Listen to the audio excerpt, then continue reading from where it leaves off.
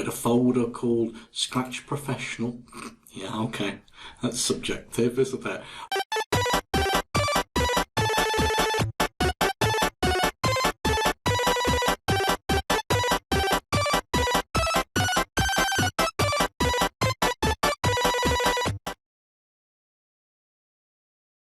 Now, most of the time in these videos, I'm going to set you a task to do and then there's a solution video. But every now and then we get to a little point where I think sometimes it's just easier to do a little bit of housekeeping. We'll think of it that way. Just so that there are certain things that we just need to clear up and you can just do them and watch and repeat.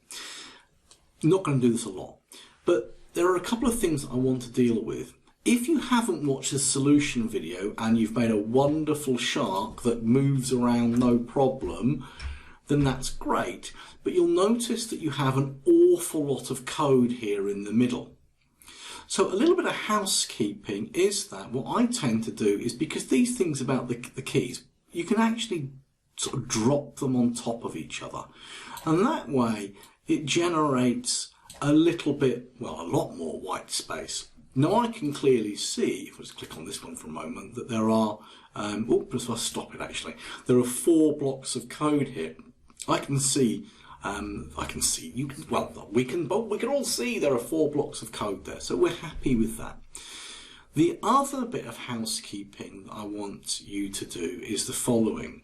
It would be an awful shame now if someone turned your computer off, sat next to you, or you just got up and you walked off and you didn't save your work. So if you're using the desktop version of Scratch like I am here, then you're going to need to save your work. If you're logged in on the web and you're using the website version, which is identical to this, then you don't need to do this. But if you are on the desktop version, please click on File and Save to your computer. When you do that, please don't chuck it on your desktop.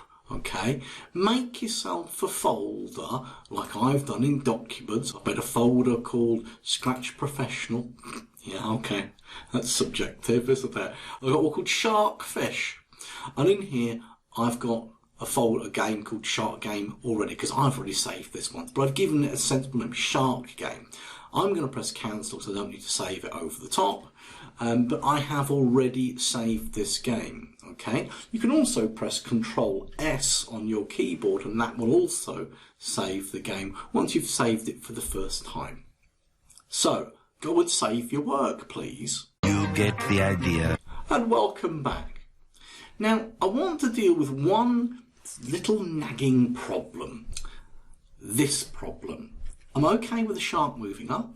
I'm okay with the shark moving to the right. I'm okay with the shark moving down, but I am not okay with the shark moving to the left.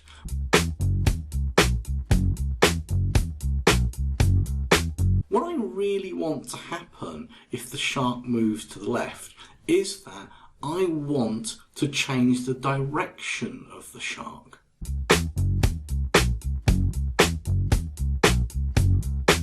Now, I'm going to press stop, and actually I've put these on top of each other. I need to break them apart now.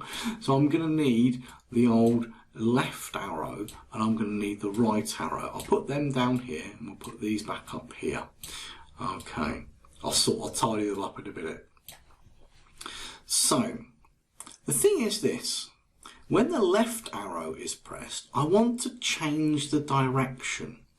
And in motion, fun enough, just here, we've got the one that says point in direction, and I'm going to grab that and I'm going to put that there, and you're thinking it says 90. What does that mean?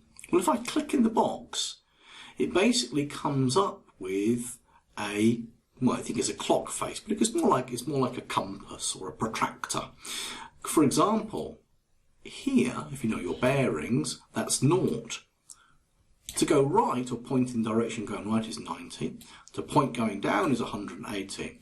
And to point to the left is minus 90. I think 270 would work as well, to be honest with you. But Scratch tends to work with all the way up to 180 and all the way down to minus 180. Well, actually minus 179, I think it is technically.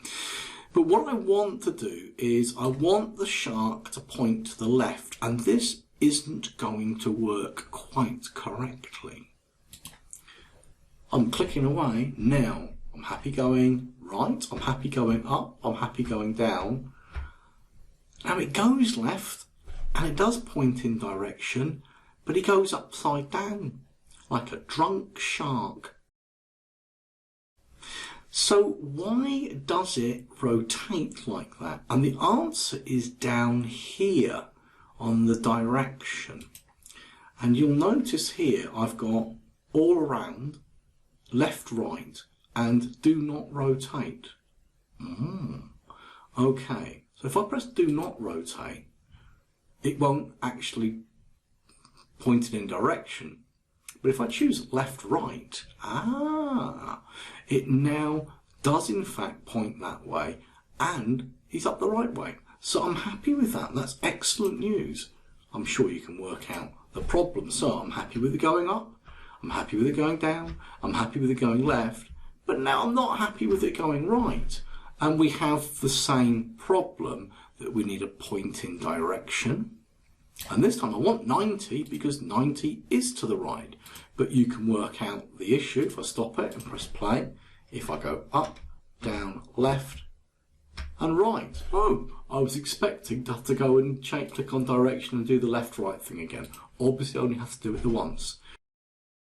So now we're all happy with our shark and its movement and its pointing. So now it is a good time to cover up those blocks or dump them on top of each other. So we've got lots more white space. So this isn't a task video, well it is a task and you've got to go and do this, but there isn't going to be a solution video because there's nothing to explain. Just make sure that your shark can move up, down, left, right. It's always pointing in a sensible direction. You've saved your work and you've moved your controls for your shark so they cover each other up. So we've got lots of space to play with. Off you go.